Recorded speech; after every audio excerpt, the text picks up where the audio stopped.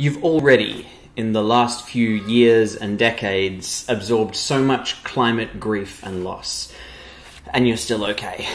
You've already downgraded your expectations of the future, how safe and successful you expect to be in your life, and you're still okay. Compared to what we imagined for our futures back in the 1980s or 90s or 2000s, our visions of the future in the 2020s are grim. Our political systems are unraveling, the background murmur of ecological breakdown has risen to a roar, and our hopes for our retirement have dwindled to an expectation that we will grow old in a poor and conflict-ridden society on a scorched planet.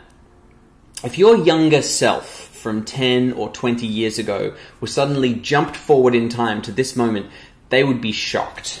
The ecosystems that have already collapsed, the political extremism and the corruption that has rotted society at the root. If you read the last 20 years of headlines in one hit, you would be devastated. But you're okay. You're carrying on. You're devastated, but not all the time. You still feel happy, maybe more often than you'd expect. There is beauty in the people around you, in the bright moments of the day. Seeing a full moon is just as lovely now as it was back then. And what I mean is this: the coming climate shocks and ecological destruction will bring great grief to your life, not to mention inconvenience and difficulty. A life lived above 40 degrees Celsius is a tough life for a mammal like you. But it won't change who you are, and it won't stop you feeling joy and delight. You are stronger than you think. A whole lot of bad shit has happened in the last few years, and you've metabolized it all. You've soaked it up and kept on moving. You're like the little birds migrating across oceans, flying weeks at a time with no food or rest. They are blown by gales, battered by storms. Some drop out of the sky and drown in the ocean. Some freeze to death in the icy winds. But no matter what happens, they never stop flapping their wings, and they never, ever feel sorry for themselves. Here's the great delight of humans, the silver lining of shifting baseline syndrome. We gather strength as we go along. So in complexity science, researchers use the word resilience to describe the way that systems respond to disturbances. The more resilient a system is, the bigger the shocks it can handle. A resilient system doesn't always stay the same. A person with a cold might run a temperature, dry grassland will turn brown. But given time, a resilient system will reorganize to absorb a shock and continue functioning in the same way. One classic way to imagine a system absorbing shocks is to think of a ball in a basin. The ball represents the system, and its position in the basin represents the system's current state. Now, a small shock to the system might push it around a bit, but the system wants to return to normal. The ball will eventually return to the bottom of the bowl. A small disturbance is something that happens fairly regularly, something that can be expected to occur. A fire hitting a forest or an illness affecting your body, both examples of small disturbances. Trees grow back after the fire, your immune system produces antibodies to fight the illness, the system returns to normal.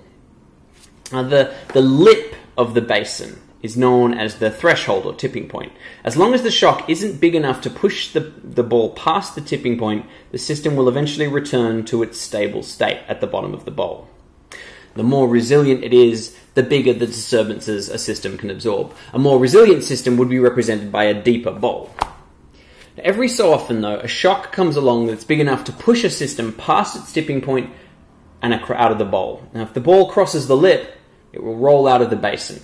No matter how long we wait, the system will not return to its original state. The system has a new way of operating and a new identity. And it's worth remembering that in this world, nothing is static. Systems become more or less resilient over time. The bowl doesn't stay the same shape. It gets shallower or deeper. So the question is, if you hit a system with shocks, does it make it more resilient or less? Now, on the one hand, the only way to build resilience is to be hit with repeated shocks. As a system adapts and reorganizes in response to impacts, it grows more capacity to handle impact, the way that straining your muscles against resistance at the gym builds strength. On the other hand, repeated shocks can also reduce a system's resilience. If you keep hitting a forest with fires or keep hitting a body with illnesses, you're going to make that system more fragile. The bowl will get shallower. And eventually, a shock that would have been minor a few years ago is now enough to push that system past its tipping point. So COVID is a good example of a medium-sized global shock.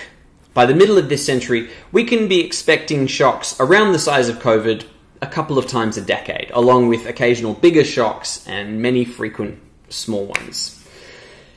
Did COVID make us weaker or stronger? The answer is obviously weaker.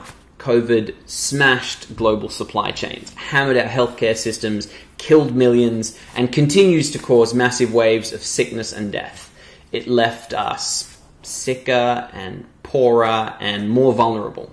At the physiological level, repeated bouts of COVID don't make you stronger, as if you're going to the gym. Socially and politically, we learned nothing. But the paradox is, we learned so much. Each of us learned what it is to navigate a pandemic crisis. We learned how to live through global supply chain shocks. We learned how to survive being trapped at home for weeks and months. We learned how to cope when our plans dissolve in our hands. We learned how fringe social movements gather strength in times of dislocation and how they divide families and friends from each other. We all had a taste of something very new and very hard. And now we might fear a new pandemic. I mean, we should. But no matter what, we won't dread it in the same way. Because we know now what it feels like to go through one. Pandemic no longer has the fear of the unknown. Even if the next one is far more severe or has some other new horrific twists, it won't be completely new to us. Maybe our governments and institutions won't handle the next zoonotic threat any better. But each of us individually, I guarantee, we will respond quicker, we'll be more proactive, we'll adapt faster.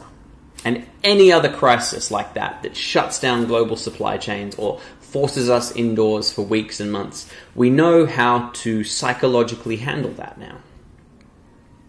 In 2022, the concentration of carbon dioxide in the atmosphere hit 420 parts per million for the first time in more than 3 million years. And with it came a wave of climate impacts hitting harder and faster than anyone predicted, even just 20 years ago. So are these shocks making us stronger or weaker, more resilient or less? At the political level, the answer seems to be weaker. Every flood, fire, heat wave, drought and storm brings with it more disruption and upheaval, costing millions to repair, damaging the legitimacy of governments, and fraying the tapestry that holds society together. Now, political parties and institutions that right now are stumbling from disaster to disaster, improvising on their feet to hold it together at 1.2 degrees, do not seem likely to survive in a world of 2 degrees or more. But then again, in the climate era, maybe stumbling improvisation is exactly what survival looks like. Maybe the governments that are barely keeping pace with the rate of shocks today will still be here in 50 years' time, still barely keeping pace, changing just enough each time to make it to the next crisis. We don't know. But at a personal level, I swear we are gathering strength. With every year that passes, we are getting better at living in uncertainty. These shocks are teaching us about how the world is and how the world is going to be. Slowly but surely, we are learning to live in the world we're in, not the world we thought we were in. And that's a huge achievement. With every year, we are more conscious of the fact that those around us are going through the same existential crisis that we are.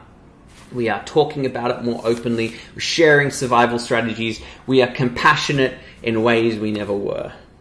Those who have suffered understand suffering and thereby lend a hand. The storm that brings harm also makes fertile. Blessed is the grass and the herb of thorn and light.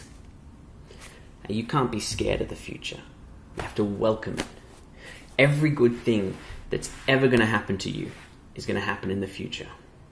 The future is your golden land. Everything you hope for is there, stretched out before you. You could find what you're looking for. You can reach out and grab that pearl, and you won't die until you find it. I promise you. If nothing else, you know now that in a supply chain crisis, toilet paper is the first thing to vanish off the shelves. So use that knowledge wisely.